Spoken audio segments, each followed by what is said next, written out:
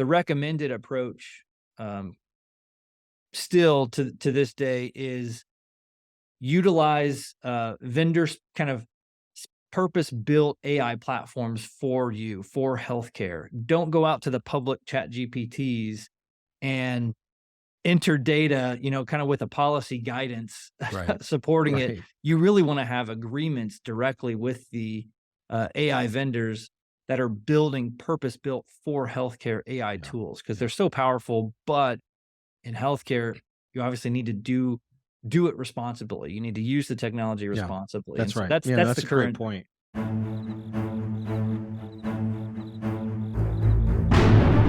Welcome to the Risk Never Sleeps podcast, in which we learn about the people that are on the front lines delivering and protecting patient care. I'm Ed Gaudet, the host of our program, and today I am pleased to be joined by my good friend, Phil Davis. Hey, Ed, how are you? Phil, and you are attorney for cybersecurity and privacy, healthcare cybersecurity and privacy at That's right. Render.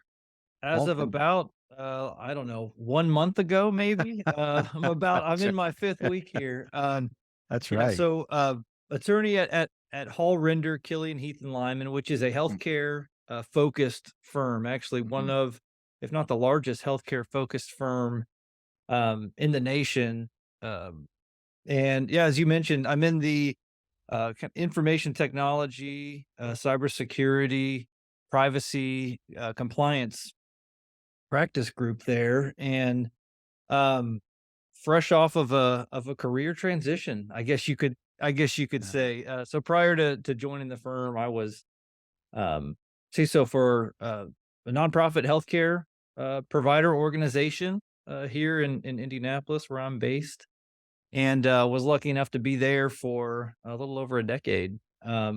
Eventually leading up to serving as their chief information security officer for a couple of years before making the transition into law practice. I had a law degree and had passed the bar essentially for the whole tenure that I was at um, the previous organization, and kind of finally decided to make the jump, make the leap. And so here I am in a law firm setting for the first time after Mhm. after a decade. Now I cheated too. You originally started off at a law firm, right?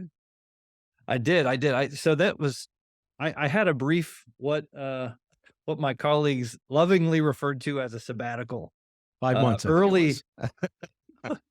Yeah, early in my IT tenure, Yeah. I took a brief foray Mm. into practicing law when I was doing kind of small firm Mhm. family law is actually what I was doing a lot of at that point, and was not for me Yeah. in the long run. I only lasted about 3 or 4 months before going back into IT, and at that point had identified security as a real passion, and so the rest was history after that. But I get ribbed quite a bit from from my former colleagues for my brief sabbatical.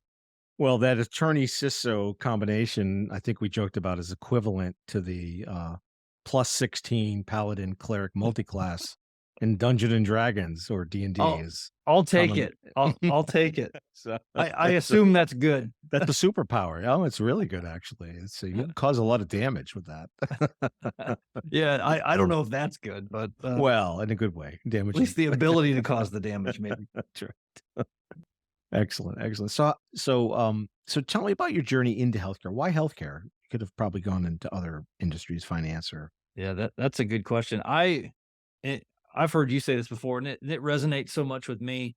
I I love the mission of healthcare. yeah. It is for my book, the easiest mission to get behind in the world is, taking care of vulnerable people, people who are in need of care, people who are hurting, people um a lot of times in kind of the most vulnerable populations. That's Yeah. the mission of healthcare. And being in that setting, like I said, for over a decade, you really catch the bug for just supporting the caregivers that are on the front lines, providing the care. That was one of my favorite things about being in a healthcare organization, was interacting with the leaders and frontline caregivers who are, hands-on with patients.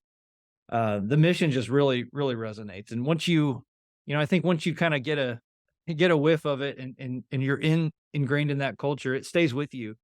And, like I mentioned, making the jump into law practice, coming here made just absolute sense because it is a healthcare focused firm, Right. staying, Yeah. We're firmly still in rooted healthcare. in the healthcare industry and That's supporting great. many organizations, right, as opposed to maybe even just one. And so Yeah. the mission is absolutely my favorite part of it. Yeah, you've broadened your span of control now. You can actually touch a number of health systems, whereas before you were solely focused, and you can go deep in that one system. But Right, and it's so interesting to see how different organizations tackle the same problem. hmm And in healthcare, there's a lot of opportunity for that because regulations like HIPAA, high tech, right? They're not prescriptive. They give you kind of some broad guardrails to operate within, and then they let you figure out how to implement them for your own organization. And yeah, so, and come what I back and tell you when found something bad happens, right? Oh, exactly, you were supposed to do this. Wait a minute. exactly, and what I found is that Um, most healthcare provider organizations, anyways, most healthcare providers are dealing with the same challenges. Yeah. They're getting asked the same questions. They're having to come up with the same solutions, but how they go about addressing the problem can be very different Mm. depending on the organization, which is very interesting to see. Why do you think that is? It always fascinates me because it's like, well, if we did it this way, and we all did it this way, we might get some leverage through the community. Why do you think we all try to solve the problem ourselves? Organizational context is key to problem solving. Yeah. Something that might work at your large 30,000 employee healthcare provider probably won't work at, your rural hospital, that has 1 or 2 IT staff total, hmm hmm um, and kinda executive relationships and how the various dynamics play out between, all your various departments, I think all goes into that too, and, just different contexts can produce different processes, different results. And Yeah. so I think in healthcare, context matters so much just because you have such a wide variety of types of organizations that are dealing with those problems. That's a great point. And how does your experience and work in healthcare directly with a provider set you up for this next role? Yeah, something that I found, and this is not a knock on other attorneys or firm contexts at all, but I think it helps to have an understanding of what is reasonable to recommend in a certain situation versus maybe what's not so reasonable to recommend. We just as an example, I there was once a time where we were dealing with an issue. We're talking to lawyers, as you do, and one of the recommendations that we got was, okay, well, why don't you go out and interview. There was a list of, I don't know, 185, 200 people. And they're like, why don't you go talk to them and, find out, what they were doing, what they were thinking, et cetera. Eh, And, us on the organization side, we're kind of thinking, have you ever tried to contact 200 people? We have a hard time getting 200 people to read an email, let alone Yeah, sit exactly. for an interview and explain what they were thinking at a given time. So things like that, I think having that contextual awareness of, okay, I've sat in that seat before and I've had to actually operationalize a recommendation and know the challenges and the roadblocks that you run up against. And so knowing what's reasonable and maybe what's not so reasonable, I think Yeah. is a big help. The flip side is you probably know which questions to ask too, because you know where the bodies are buried, so to speak.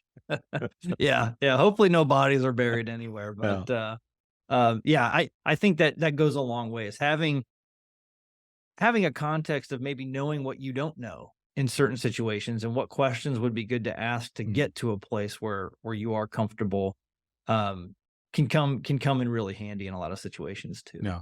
So tell me, so you've been there what, 30 days or Yeah, yeah, 30 about days? that. Yeah. Wow. Okay.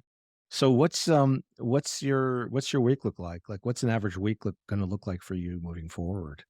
Last, 4 weeks has really kind of been a crash course. Yeah. It's been just just getting so much information Mm, about here's all the types of things that the firm handles, and, I've been really impressed at just the breadth of expertise that can be under one roof, so to mm, speak.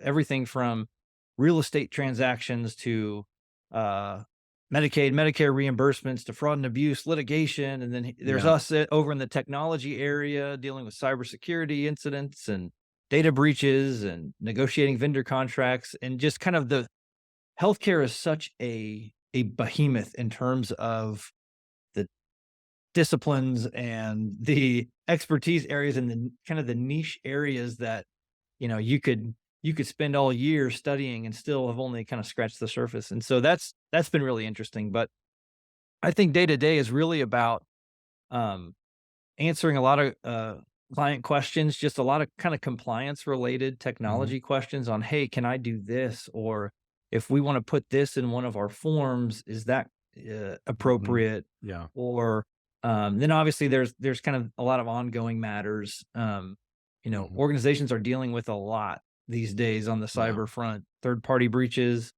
cyber attacks, on their own ransomware, organizations. exactly, Ransomware yeah, continues to be, just a complete thorn, in the side of the yeah, industry. And so I think to answer your question, there's a lot of variety, a lot of different yeah, things to kind of sink our teeth into. But I'm very happy to have the opportunity to step in and help guide so many organizations through that's some of the awesome. challenging things. Yeah, and when you think about a health system and a law office or a law firm, you think about diametrically opposed cultures.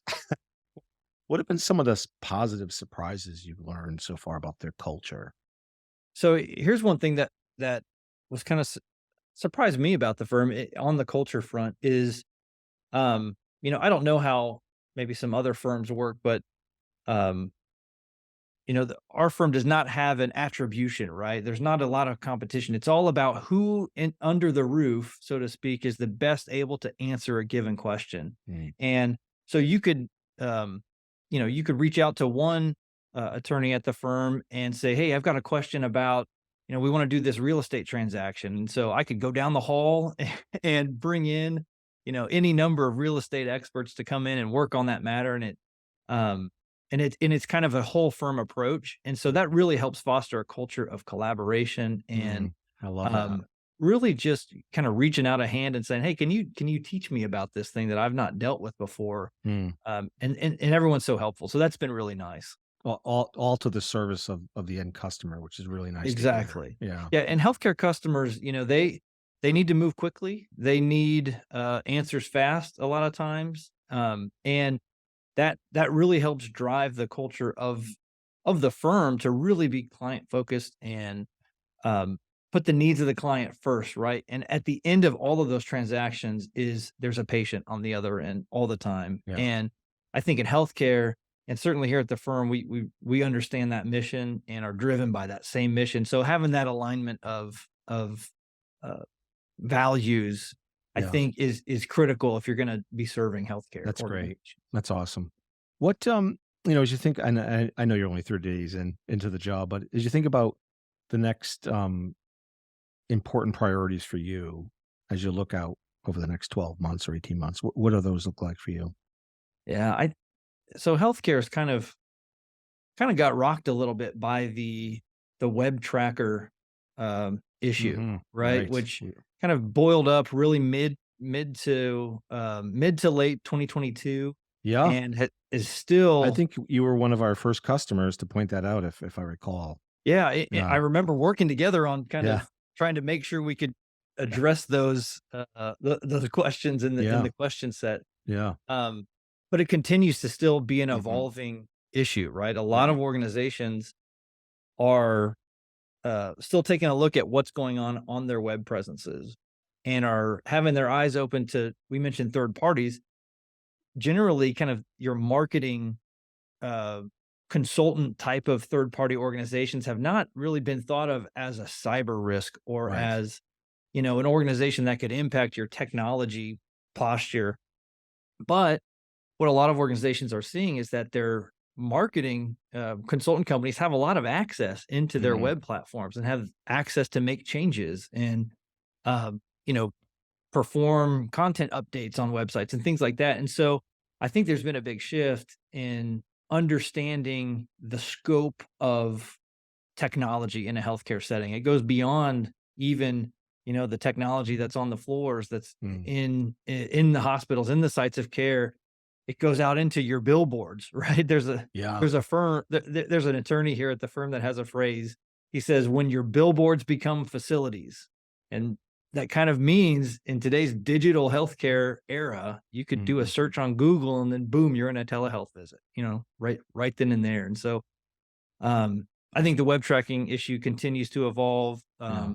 There's regulatory activity, a lot of lobbying happening in that regard, and so I think that's certainly going to be an evolving space. But we mentioned ransomware, cyber attacks, third party breaches, third party risks, Mhm. contracts, negotiation, and kind of all the implications there. So Yeah. there's certainly no shortage of focuses for healthcare in the immediate and long term. How about AI? What are you seeing there? Yeah, a lot of focus on AI. A lot of organizations are drafting policies and kind of creating guidance Mhm. on what is appropriate use of AI, and certainly what data is and is not appropriate to be used within kind of the common AI tools. I think the recommended approach, um, still to this day, is utilize vendors kind of purpose-built AI platforms for you, for healthcare. Don't go out to the public chat GPTs and enter data, kind of with a policy guidance Right. supporting it. Right. You really want to have agreements directly with the AI vendors that are building purpose-built for healthcare AI Yeah. tools because Yeah. they're so powerful. But in healthcare, you obviously need to do it responsibly. You need to use the technology Yeah. responsibly, and That's so right. that's Yeah, that's that's the a great current point. best That practice. security and privacy is so critical, and right now, quite frankly, that's the gate limiter for us. It's unless you host that model on your own platform, it's really hard to control who's getting what and how long they're saving that data and how they're using it Exactly, and whether or not and people what data was used to train it, right? and what That's a data big that's a exactly. big question as well, Yes. is, Yes. everything you put into those tools becomes a Mhm. part of its Right. model, right? Right. Becomes a part of its base of knowledge, and Yeah. so, um, And you we've know done such a good job of understanding the offshore connection to our data. Now all of a sudden we introduce AI and it's like, okay, where's this going? Well, Yeah, it's at Microsoft. Well, but it can be accessed by folks in other countries. Wait a minute, what's going on here, right?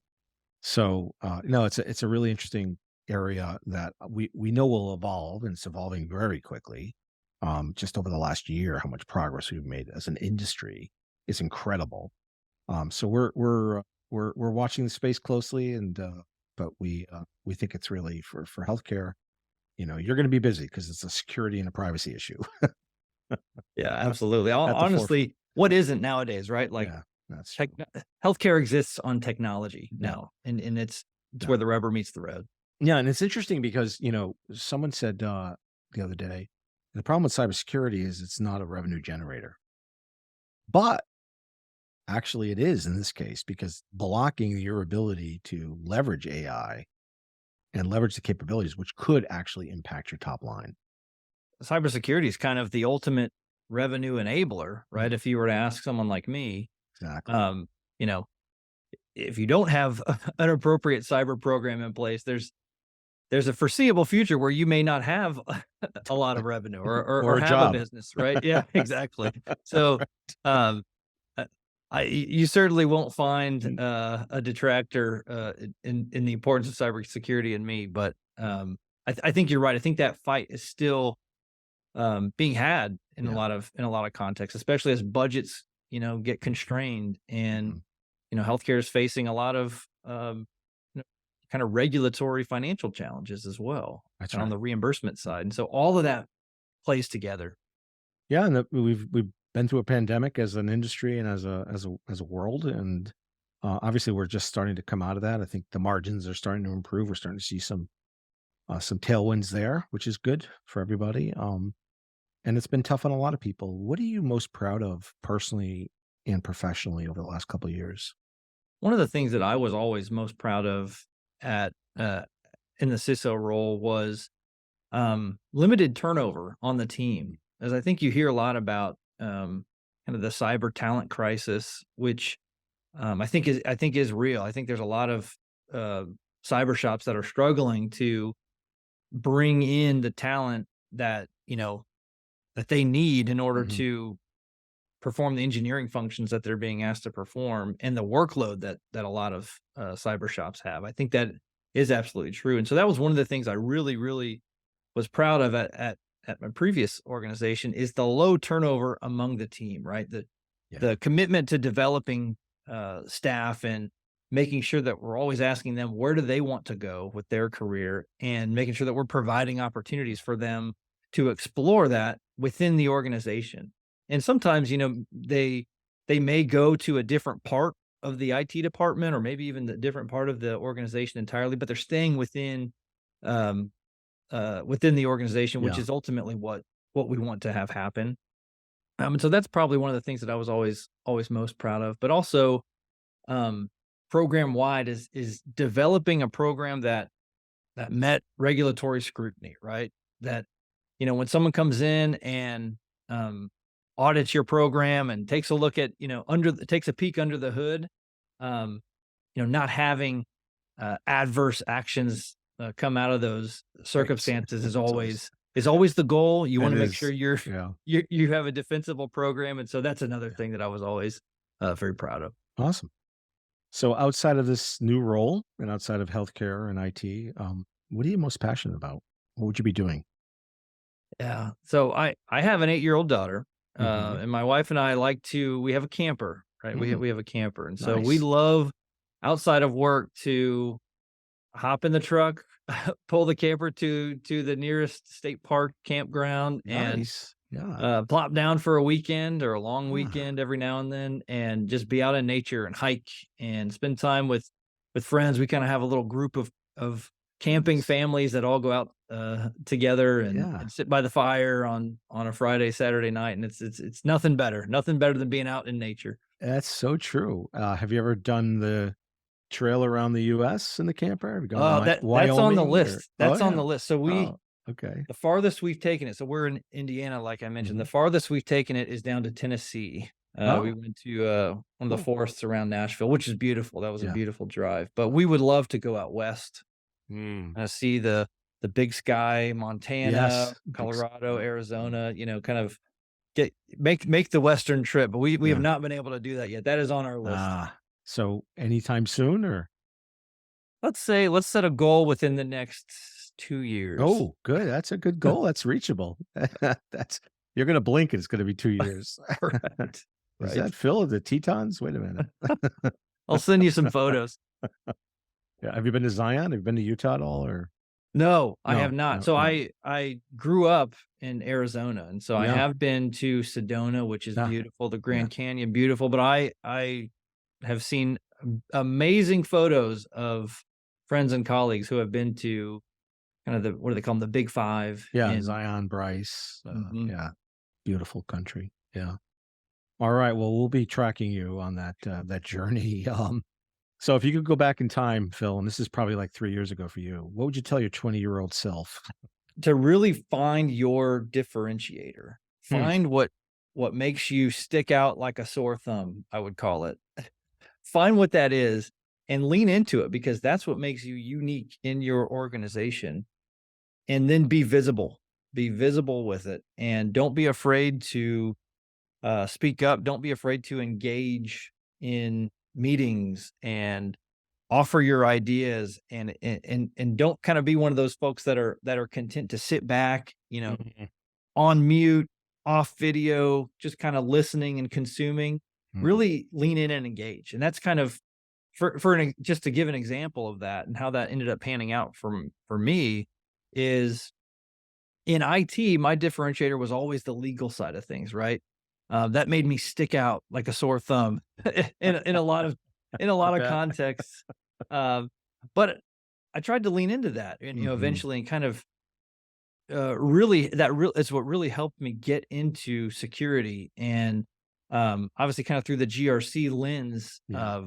of highlighting that and really trying to roll that into a career in cybersecurity. And then on the flip side, right now on the legal side, use the IT experience, which kind of makes me stick out like a sore thumb. But leverage those things. That's what makes you unique. That's what allows you to bring value that others cannot necessarily bring.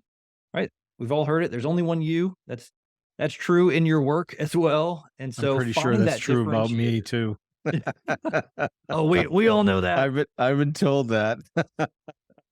No, But that is great advice, Phil. In fact, that's unique advice. I don't think I've heard that yet on the show. So I appreciate it. I love when I hear different answers to the questions, and I do too. mostly everyone provides a different answer. So it's pretty cool. But that's great advice for folks. So listeners, listen up. Phil's the real deal here. Okay.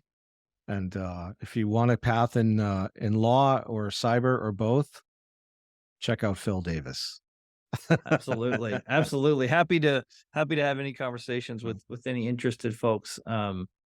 It's it's a big tent in healthcare, Yeah. cybersecurity. It's a small community, but a big tent. You can come from, it seems like, any background and thrive in cyber, and the community certainly needs you. Amen.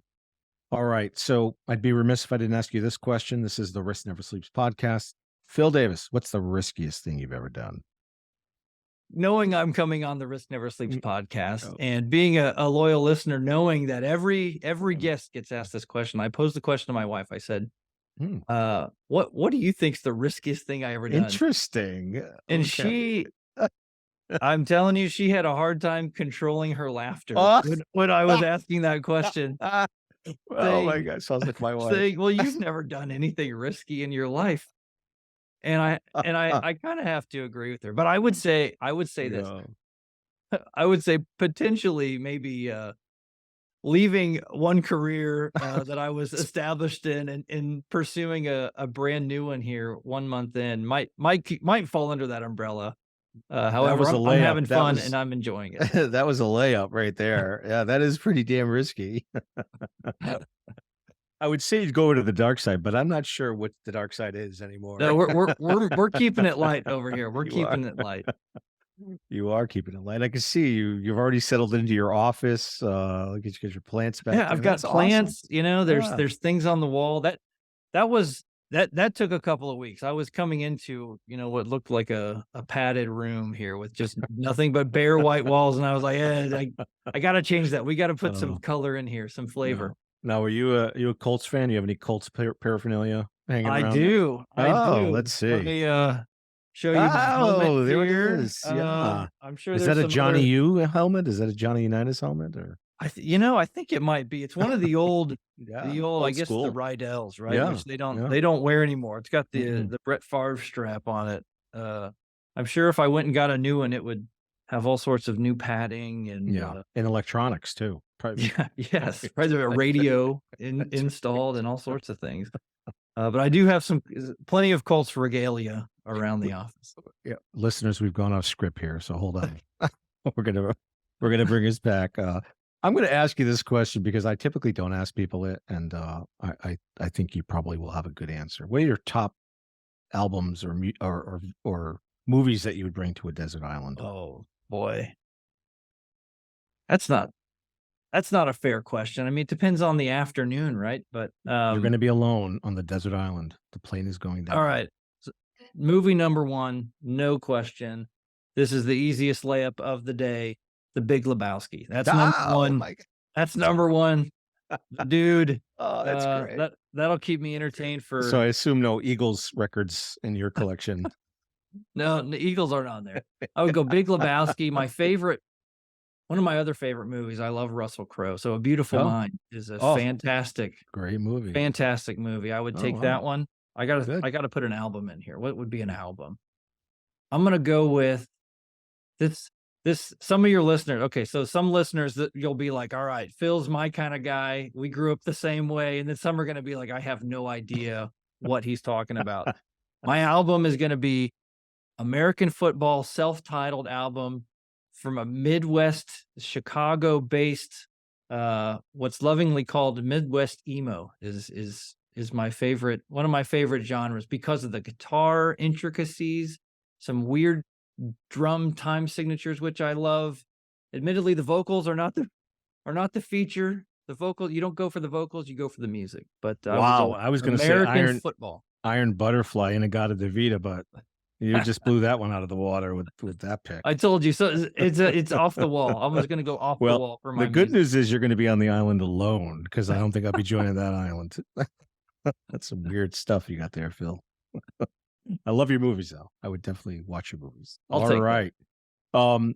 Any last comments to maybe folks that are getting ready to graduate and looking for a degree or something to focus on, interested in cyber or healthcare or the law? What kind of advice would you give those Yeah, folks? I would say I think there's kind of an emerging opportunity that I've seen in the GRC space of cybersecurity. I think there's a real need for technically inclined people to get into GRC, which you would think, hey, I'm technically inclined, I need to go to engineering, right? I want to go be a pen tester.